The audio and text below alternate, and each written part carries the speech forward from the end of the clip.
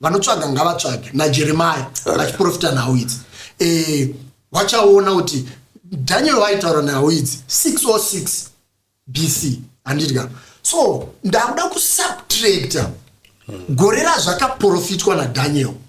Toda kuti isusu two witnesses idzi zoitwa times 2 by 1260 yataurwa. Answer ichi 1260 times 2 equals 2500. 2520. Okay. Subtract gore razvakataurwa zvacho 606 BC minus 606 1914. 1914 gore raberekwa mutumwa achauya. Enda pana Maraki 4:5 uziye muprofita ari kuuya wacho. 1914 ndokuchauya chimwe chapupu. Are we together? Maraki 4:5. Maraki 4:5.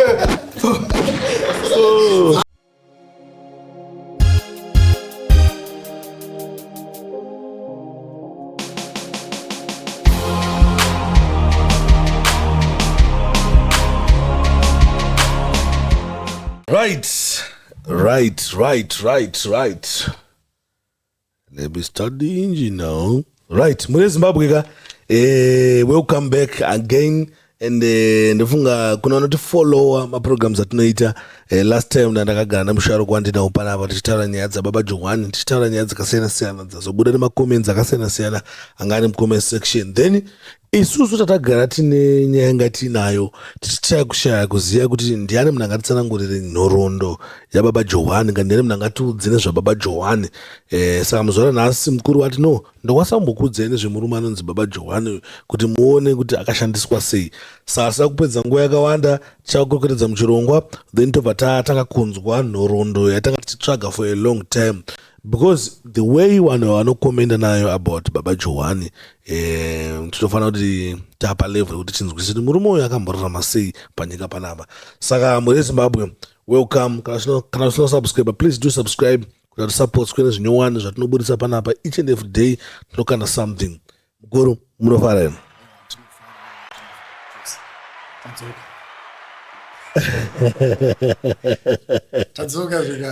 madzoka zvekare Tinoona pane hondo. Pane hondo because vanhu vanongwa nezvavanotenda zvakasiyana but munhu anofanira kumira nechitendero chake. Nyange inini ndaivhiringidzika nezvamaitaura last time. I hope manje nhasi mukuita nyaya ndisingazivi saka hapana anatonhara tukandomboita kana chii. Saka interview ino ichange iri smooth because ndatozivawo kuti murume anonzi baba Johani ndiani plus pane zvii zvakazoita kuti azove great like matauro amunomutsanangura muchiita muri Zimbabwe. Ndakuzviziva zvese izvozvo asi pokutanga mugona kungotiwo pamanyu viewers yedu mugona ngoamhoresawo nezita izvozvo. Aiwa tinosvitsa shoko kwamuri vateereri indoitwa hangu nemuchuchu ndichingoshandawo neshoko saizvozvo ndiri wekereke yeJohani Masowe weSaturday ndofunga muchidimbu ndingangosiya ndakadaro. Alright, koko boboero Makuru boere muverenge weshoko boere mavhesi apo here mavhesi anotaura kuti baba Johani ari mubhaibheri aredi here. Aiwa basa ngaritsve ngaritsve maiki yangu ndofunga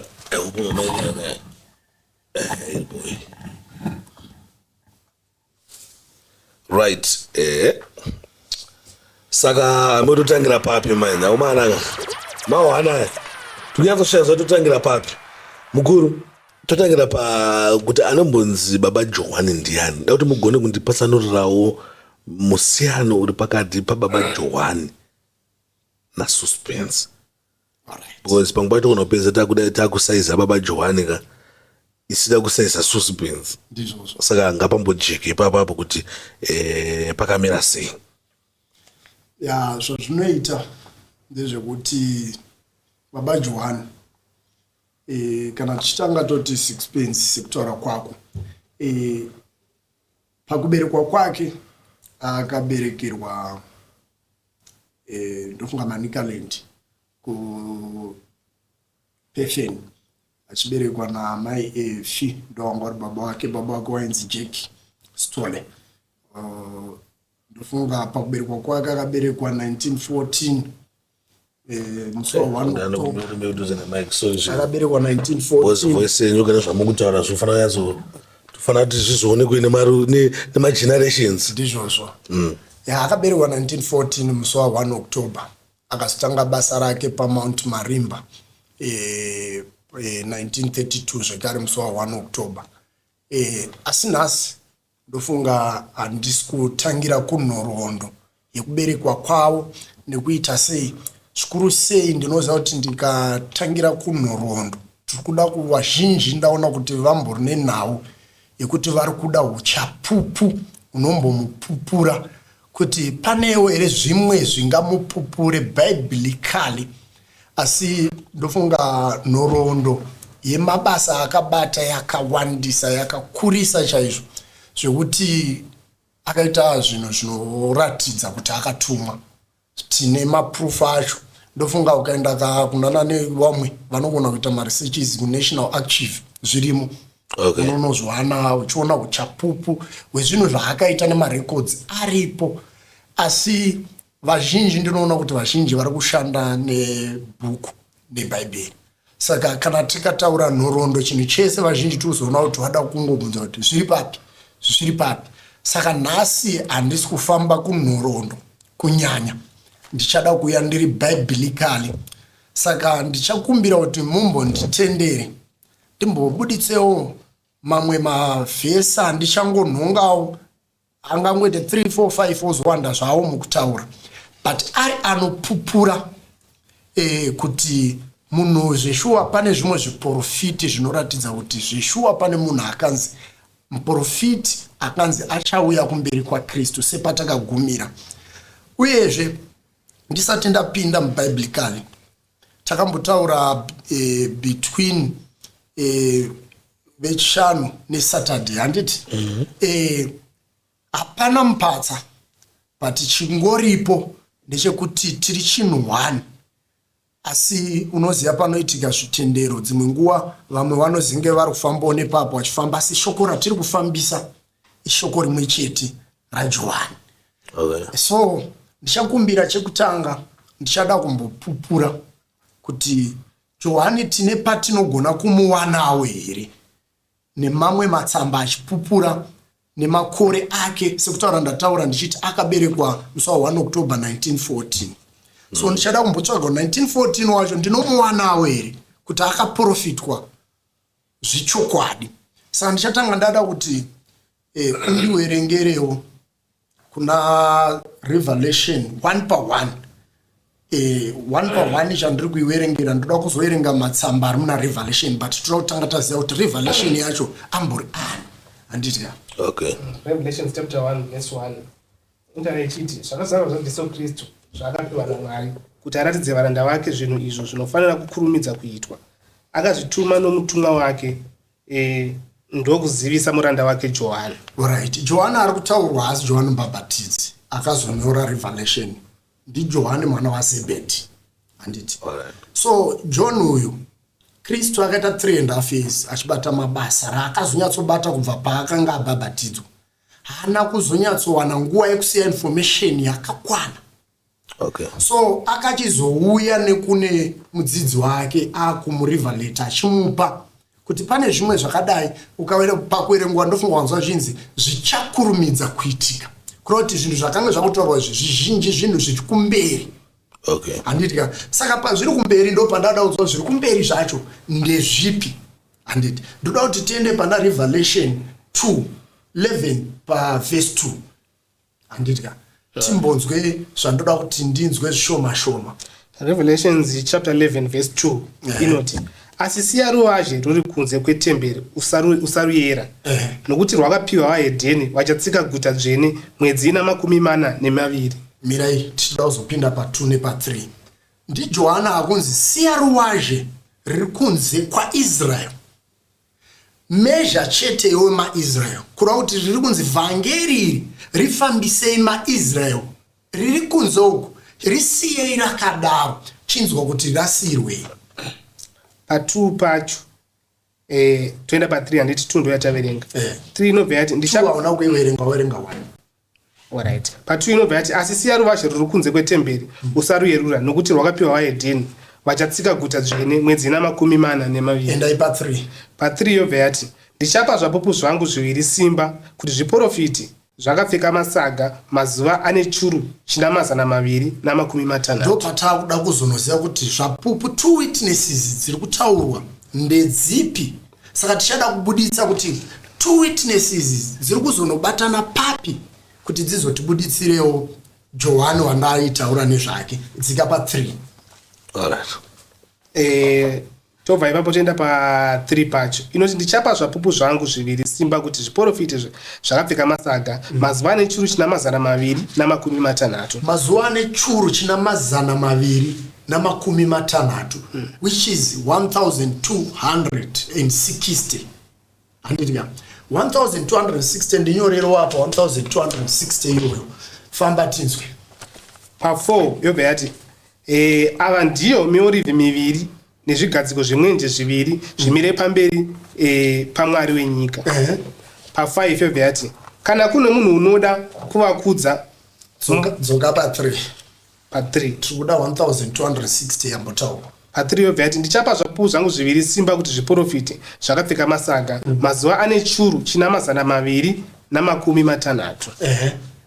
Famba. Alright. Satinacho ndechekuti 1260 iri kutaurwa nezvayo.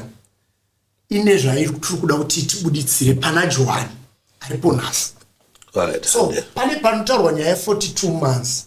Handiti. Saka kuti utangire pa2 unzwe mwedzi yacho vanhu varinozobvunza kuti ko maiwanira papi. Tangira pa2.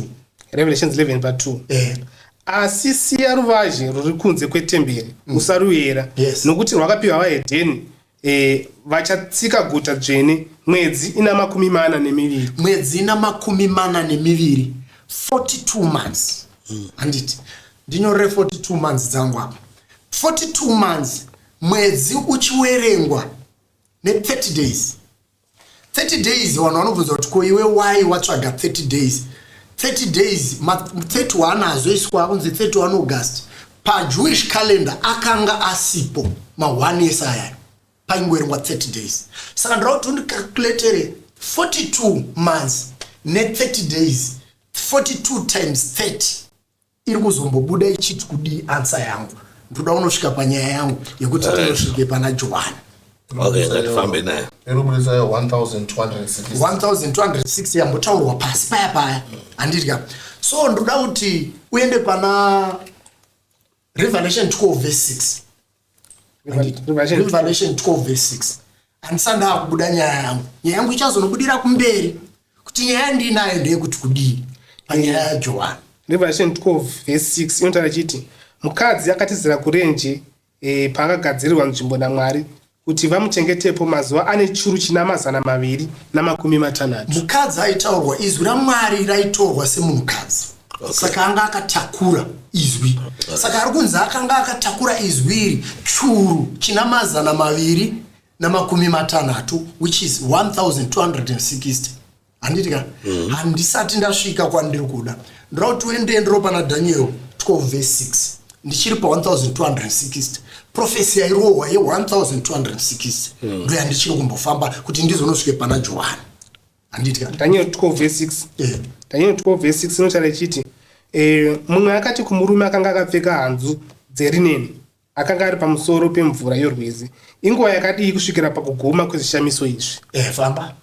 Pa7 yobva yati Daniel ari kubvunza kungirozi kana kuti mweya mutsvene wayaitwa achiprofita. Famba unzwa. 7 yobva yati ndikanzwa murume akanga akapfeka hanzu dzerineni akanga ari pamusoro pemvura yorwizi achisimudza kudenga ruoko rwake rworudyi noruoko rwake rweruboshwe achipika naiye anorarama nokusingaperi kuti zvichaita nguva imwe nedzimwe nguva nehafu yenguva.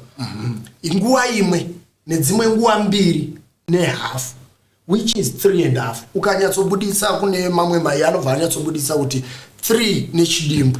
Saka ndira kuti 3.5 ichiti each year ine 360 days. 360 days times 3.5. Ndoda kuti undibudidzire kuti inenge ichibuditsa kuti kudini. Ndoda unosvika kunyaya yangu. Yeah, mezi nasi dziripo. Nasi pane mezi dzakawandisa. Ndoda kuti tinosvike pane nyaya yangu. Ansa ichazobuda kupedzisira. Okay, handinayo. 360 times 3.5. Pakaipa nhasi baba, tikumbokalkuleta. Timboona kuti muBhaibheri baba Johani wanowanika papi. 1,260. Which is 1,260. 42 months dzataurwa. Ndozasitaurwa futi. Ansa ichiri pa 1,260. Ndo patichiri. Ndau tuende pana Daniel 9 verse 27. Daniel 9. 9 verse 27. 9 verse 27. Toda kuti tione kuti kwatiri kubva nezviprofiti zvaitaurwa zvainozonobuditsawo here nyaya iyi. Daniel 9 verse 27 inotaura ichiti zvino iye achaita sungano yakasimba navazhinji vhiki imwe. Pakati pevhiki achagumisa chibayiro nechipo zvinomuparadza achasvika nebapiro rezvinonyangadza kusvikira pakuguma kwazvo. Right. Ainzi iye achagumisa zvibayiro. Kristu akaprofitwa kuuya kwake. Ari panhau yezvapupu zviviri izvi. Panzi 2 witnesses pari kuverengwa Christ nechimwe chapupu. Saka chimwe ndo chatichazoda kutsvagwa ndechipi. Christ akauya kuzogumisa zvibayiro.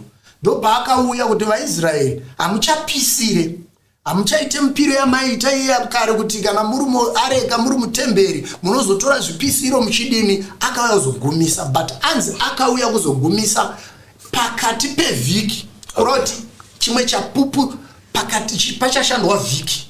But chimwe chapupu chichatora half yevhiki. Ndo 3.5 yaya. Anditi pa 2 witnesses yaya. So pa 3.5 yaya ndo yabva yangobudisa kuti chapupu 1 chichashanda 1,260. Pazvapupu zviviri. So pakugumiswa kwezvibayiro tobva taona kuti Zekaria achazoprofitawo nezvenhau iyi. Ndo tuende pana Zakaria 4 verse 10. Nasi ndingokupa mavhesi anogona kubuditsa, tozogona kubuditsa nyaya yangu hapana problem ende mukana wewe. Ndichada kuti nhasi ndandine vhesi rakamiririra iwewe. Alright. Ndichazokupa vhesi rako iwewe. Repast rakamirira iwewe riri personal. Ndiri kunditsura here. Chakupa riri iwewe. Zekaria 4 verse 10. Alright. Nokuti ndiani akashora zuva rezvinhu zviduku. Yes. Nokuti achafara zvikuru. Yes. Achana rwonzi rwokuyera muruoko rwaZerubhabheri. Yes. Ava ndiwo meso aJehovha anofamba pose pose panyika yose. Alright. Dzokorodza. Nokuti ndiani akashora zuva rezvinhu zviduku. Yes. Nokuti achafara zvikuru. Yes. Achana rwonzi rwokuyera muruoko rwaZerubhabheri. Ava ndiwo meso aJehovha anofamba pose pose panyika yose. Akabvunza kuti kudi ifamba. Pa 11 obvati ipapo ndakapindura ndikati kwaari, ko miorivhi iyi miviri kurutivi rworudyi rwechigadziko nokurutivi rworuboshwe zvinoti kudiko? Chigadziko inonzi minora. Chimwenje minomwe chachiya. Chaishandiswa kuisa mwenje 7 kwaIsrael. Anditi kuroti vanhu vanga vari 7 kwasara 2 witnesses pa 7. Zekaria akubvunza kuti ko 2 iyi yasara iyi pa 7 ndeipi pachigadziko. Okay. Zvikanzi chi pa 12 obvati ndikapindura rwechipiri ndikati kwaari, ko mativi ava maviri emuorivhi ari kumativi emiromo miviri inodira mafuta endarama pairi anoti kudiniko? Famba. Akapindura akati, hauzivi here kuti izvi zvinyiko? Ini ndikati kwete ishe wangu.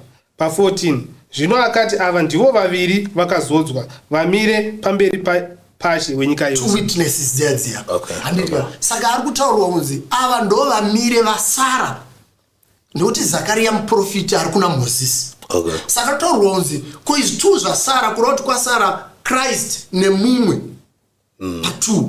Andika. So kuti uzive kuti iri kunzi zigadziko zvinomwenda pana zvakazarurwa 1 pa 20. Saka pa 2 paya ndoda kuti uye abata namba yedu zvapupu zvanzi i2. Anditi pa 2 witnesses dziya kuroti 1,260 hanzi chimwe chichatora half pa 7 kuti uzive chimboerenga 1 zvakazarwa wari pa20 inoti zvakawanzika zvenyere dzinomwe dzawaona muruoko rworudyi rwangu nezvigadziko zvimwe zvakazarwa 1 verse 20 zvakazarwa 1 verse 20 unogona kubvunza kuti ko vhiki riri kutorwa sei ndichazoda kudzoka futi ndikupe chapter iyoyo enda pa120 pa120 inotaura ichiti zvakawanzika zvenyere dzinomwe dzawaona muruoko rworudyi rwangu nezvigadziko zvimwenje zvinomwe zvendarama nyere dzinomwe ndivo vatumwa vekereke nomwe handiti ngafamba zvinosa zvanhu zvakawanzika isikireti yakutaurwa zvakawanzika famba unzwa nezvigadziko zvemwenje zvinomwe ndidzo kereke nomwe ndo kereke dzacho dzaimiririrwa nevatumwa vaya vari 7 saka patina kutora 7 nekuti papasara 2 handitika ndoda kuti uzive kuti madays why ndati inini pari kunzi vhiki pari kutorwa as madays enda pana Ezekiel 4 verse 6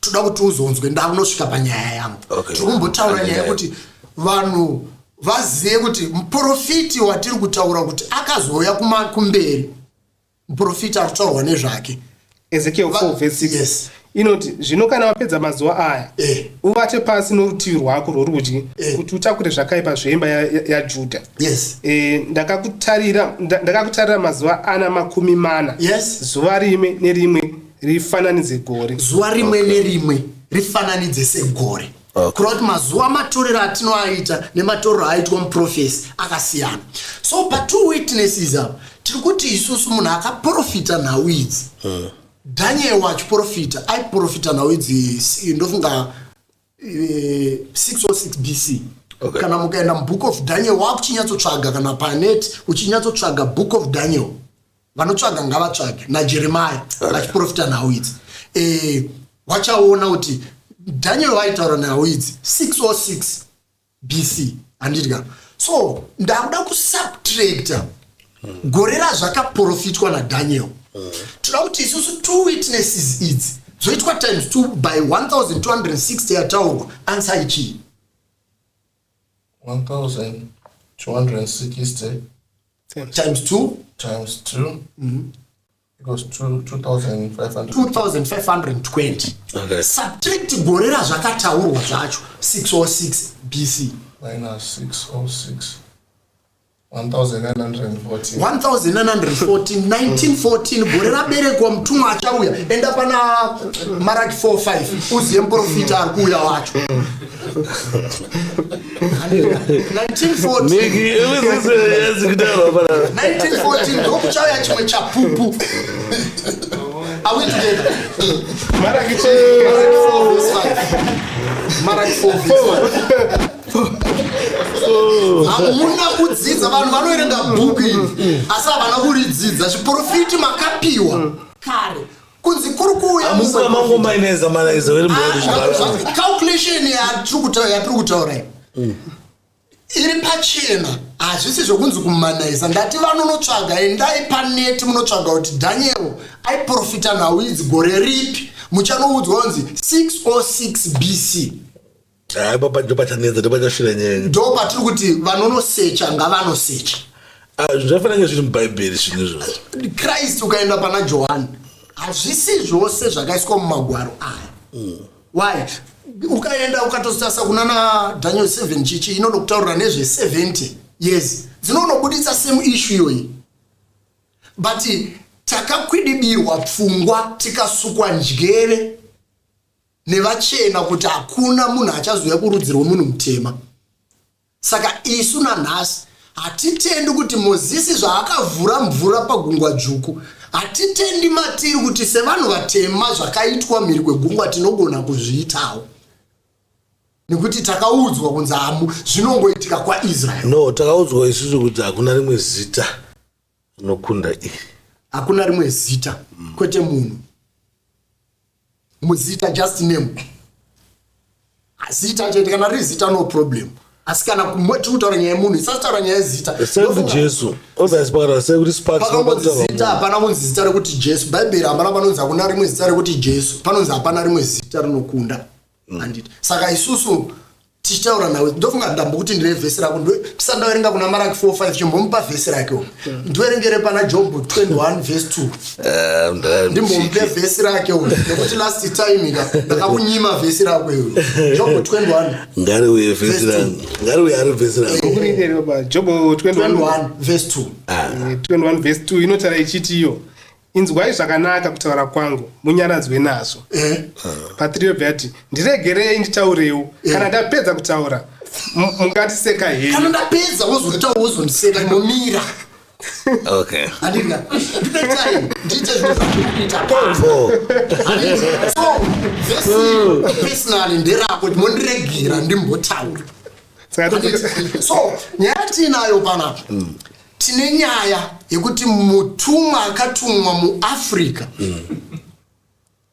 nanhasi vazhinji havasati vakutenda maari sekutaura kwandakamboita Kristu haana kumbobvira akatendwa nhasi kwaIsraeri kuenda kwaIsraeri havatendi muna Christ but isusu tinoti Mwari waIsraeri handiti isu hatino hedu Mwari wedu patinoti Mwari waIsraeri Mwari waAbrahama Mwari waIsaka Mwari waJakobo kwaisusu hatino vedu here right fine hatipo nekuti Christ haana kutumwa vanhu vateerere zvakanaka Christ akatumwa naMwari akabata basa rakanaka ndiye anotofanirwa kunge achinamatwa handiti ipapo ndinotenderana asi chinhu anofanira kunge achinamatwa uyezve asi kune mumwe akapupura ndichikupa last time kuti ari kuuya kumberi kwangu iye Christ sabaita baba Johani baba ndakuudza kuti iwe zvakabuda kuti kuchauya Elijah ndakakupa Matthew 17:10 kuti Elijah ari kuuya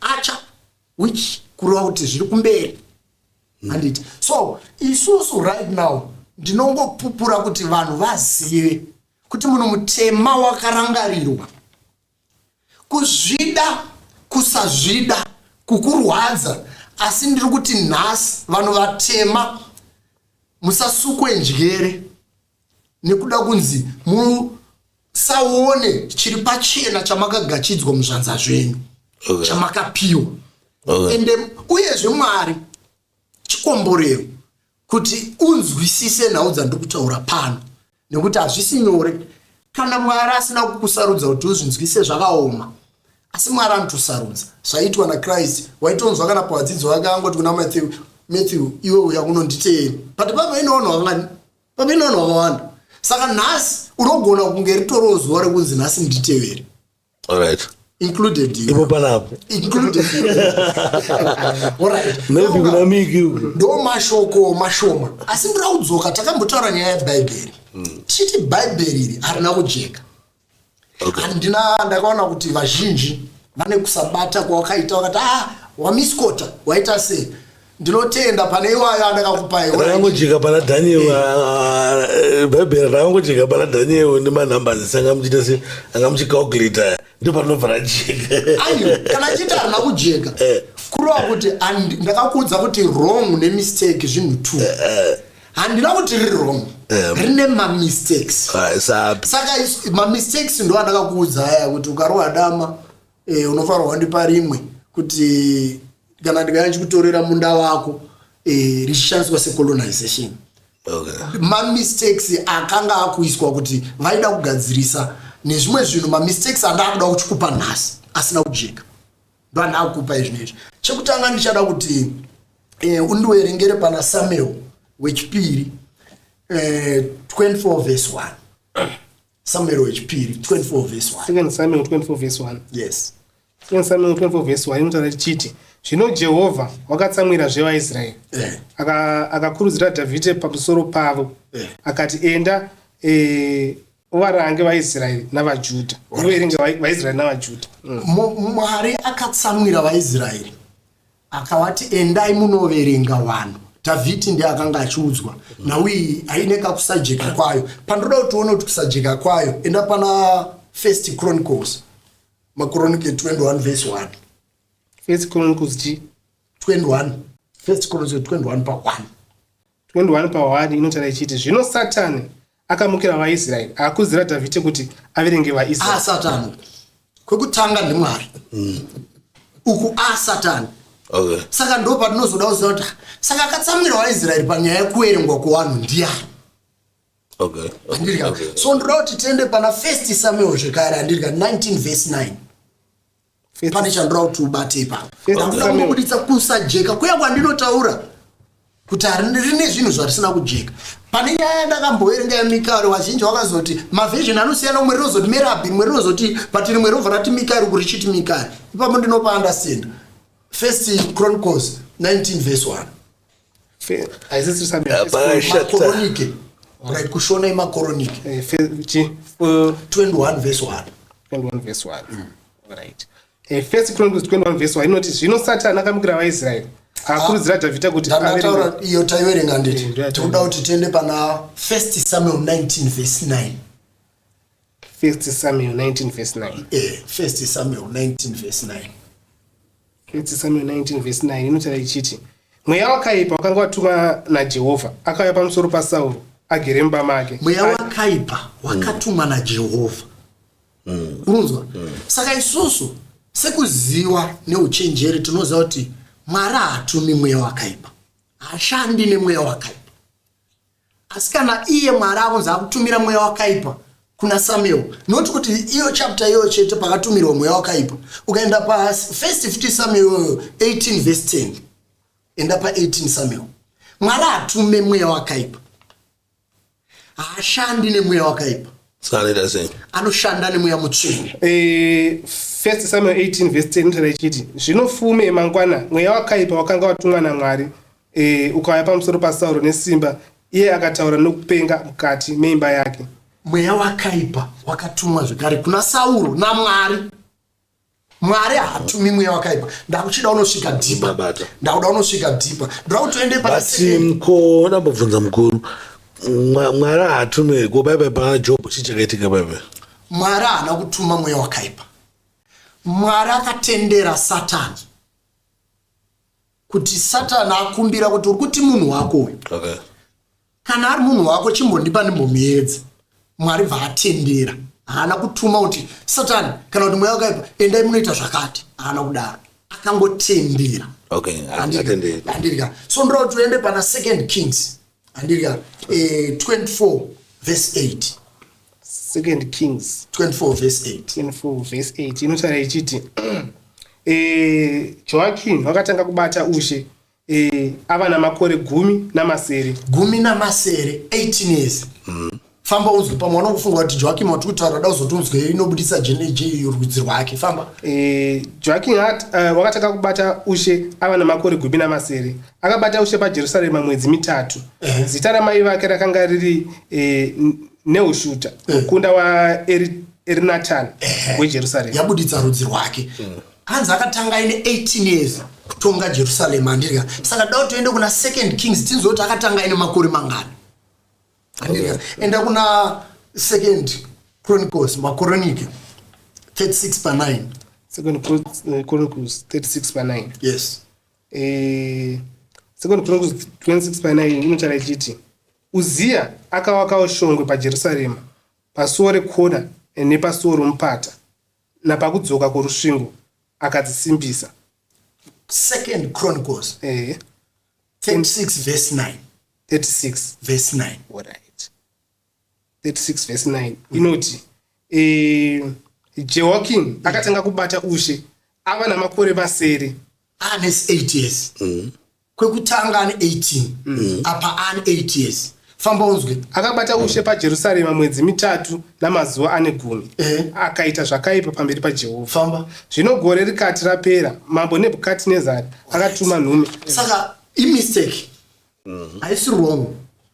Ndo patinobudisa pachiti kune mistakes arimo ekuti vanonzvera vanofanirwa kuaona kuti iyi mistake yakaiswa apa. Ndoda kuti ndinzwe kuti Ahazia ndoda kuti tinzwe kuti akaita seenda pana 2 Kings iyoyo. Tiende pana 2 Kings 8 verse 26. Tinzwe futi kuti Ahazia akaita sei. Tikumbodzoka panyaya yekuti Bhaibheri rine kusajeka kwarakazoita mukuda kugadziriswa. Achibudi chinhu chese chekugadzirisa achizobudi zvakanaka. 2 Kings 8 verse 26. Inoti Ahazia wakanga ana makore 27 namaviri pakutanga kwake kubata ushe. Akabata ushe paJerusarema gore rimwe. Zita ramai vake rakanga riri Ataria, mukunda waOmiri, mambo waIsraeri. Andika ndo pakatanga kubata. Saka isusu kana tizoona tinoona enda pana second chronicle machronicle echipiri. Second Chronicles 22 verse 2. Tinzgo kuti ukanzi 22 years. Second Chronicles 22 verse 2. Hazi yakanga asvika makore 40 namaviri. Ane 42 years. Pakutanga kwake kubata ushe. Anditi abata ushe paJerusarema gore rimwe. Zita ramai vake rakanga riri Ataria, mukunda waOmiri.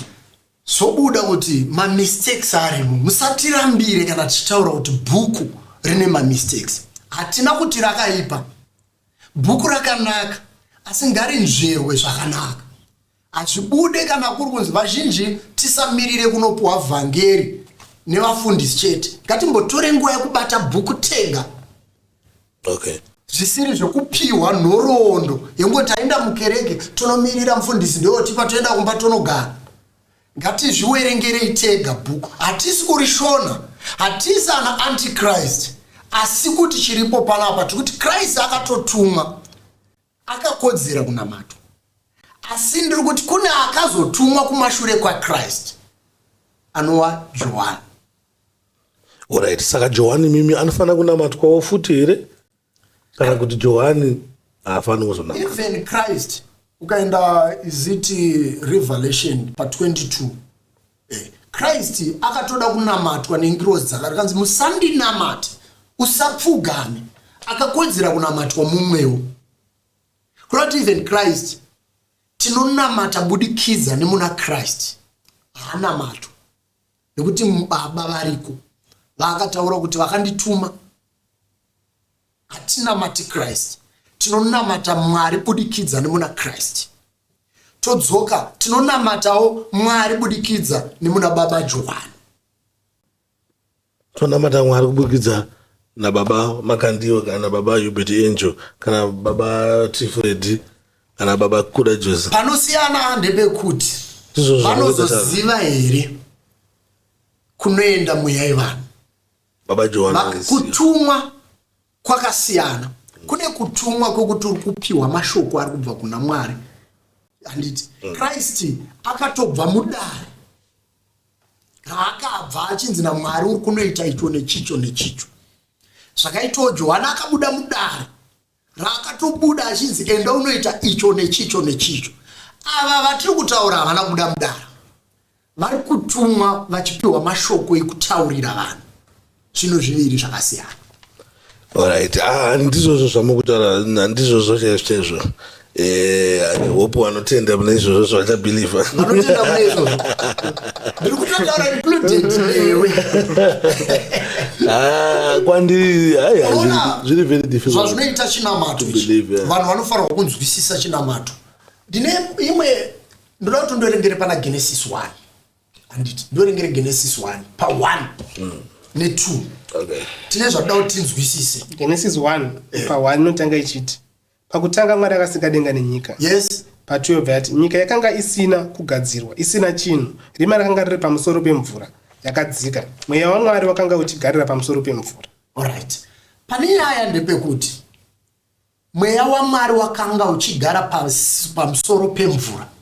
Handiti nyika yakanga isina chimiro, isina kugadzirwa, mweya waMwari waigara pamusoro pemvura. Pasi pano kwete kudenga. Nekuti Bhaibheri riri kuti nyika, pataurwa nyaya yenyika panotaurwa nyaya yekudenga. Nyika yakanga isina chimiro, mweya waMwari wakanga uchiengerera pamusoro pemvura pasi pano. Kureva kuti chinhu chiri papa chinotibuditsira pachena kuti kune sky neheaven. Handiti heaven hazviro kuti kudenga. Heaven rinogona kutove pasi pano. Saka shona haigoni kuzopatsanura sky neheaven. Saka ndiri kuti inini heaven pakutaurwa kuri kuitwa naGenesis 2 iri kuti Mwari pasi pano, mweya wake pasi pano. Handizozivi kana Mwari vakazotama zvavo vakuzoenda kwaitarisirwa unzi pamwe ndokune heaven. Iyoyo mubvunzo wandoda kuzosiyira kuvateereri. Saka ndati vanhu vasaverengerwa. bhaibheri richitaura pana 1:26 Mwari achisika munhu. Handitya Mwari asika munhu akati ngatisikei munhu akafanana nesu. Handiti vavasikwa pa26 inoti vakasikwa mukadzi nemurume pamwe chete. Adhamu yaku2 yakuzobuditsa kuti Mwari akazobuditsa Adhamu muvhu. Pane kuumba nekusika zvinhu 2 zvakasiyana. Mwari akasika vanhu vekutanga, Adhamu akazoumbwa. Kuumbwa kutorwa kuiswa muizwi kana kuti muchinamato, kubviswa munyika. Handiti patiri kuti abviswa munyika, vazhinji vanozobvunza vachiti saka chainzi munda chii? Ndoda kuti nhasi timbofambe futi, ndichazoda kufamba nyaya yegehena. Ndichaifamba. Alright, ndoda kuti tiwerenge nhasi toda kuti tibuditse chinhu chekuti munda waitaurwa wakanga isingori just munda garden chete. Rakanga riri izwi sangano rakanga ragadzirwa naMwari. Ukaenda pana iziti Genesis 2:15, enda pana Genesis 2 verse 15. Genesis 2 verse 15. Toda kuti unzwise kuti munda unenge uchitaurwa hausi munda wokungoti just kusakura nekurima. Chasvika kwakadzama. Genesis 2 verse 15 inotaura chiti Jehovha Mwari akatora munhu akamisa mumunda weEdhen. Yes. Kuti aurime nokuuchengeta. Yes. Atora munhu. Kureva kuti Adhamu wedre kuti kutorwa kune kwaakatobviswa, kwandataura kwakasikwa munhu. Akatora, hana kungodzi Mwari akasvika mumunda bvaaumba. Akamutora akamisa mumunda. Handiti atora achimuisa mumunda. Toda kuziva kuti chinonzi munda chacho Kristu akachitaura. Enda pana Matthew 13 verse 38. Kristu akataura kuti munda wacho chii? Famba tinzwe. Matthew 13 verse 8. Ndizvo zvanditi. Matthew 13 verse 8 inotaura chiti asi dzimwe dzakawira muvhu rakanaka dzikabereka zvibereko. Yes. Imbeu dzokutaurwa dzifamba. Dzimwe zana, dzimwe 60. Tangira pa 36. Tangira chi 13 pa 36. Tangira pa 36. Alright. 13 pa 36 inoti iyo zvino Jesu wakati aendesa vanhu vazhinji akapinda mumba. Vadzidzi vake vakauya kwaari vakati tiudzire mufananidzo wamashavi womumunda. Yes. Famba. 37 vati akapindura akati unokusha mbeu yakanaka ndiye mwanakomana. Ndiye mwanakomana, kukusha kwakuvhangira. Famba unzwe.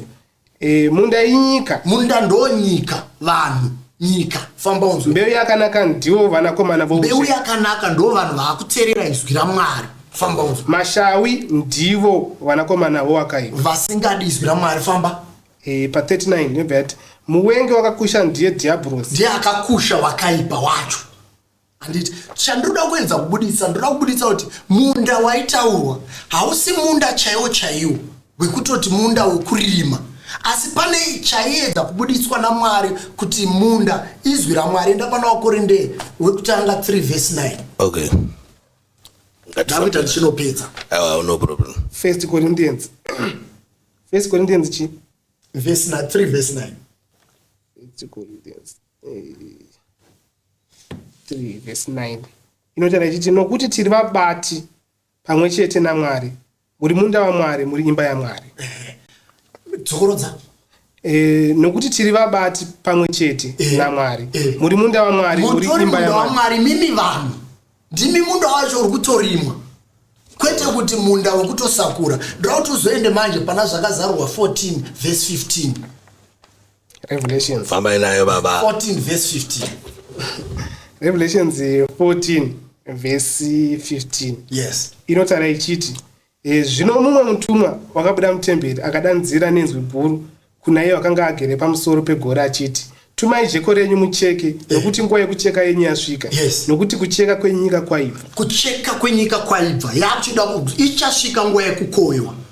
Elija auya kuzotsanangura, kana ndichiti Johani auya kuchizozadzikisa misheni yakanoti ndakauya kuzoudza vanhu kuti ityai Mwari mugoziva kuti Mwari nguva yake yekutonga yakwana.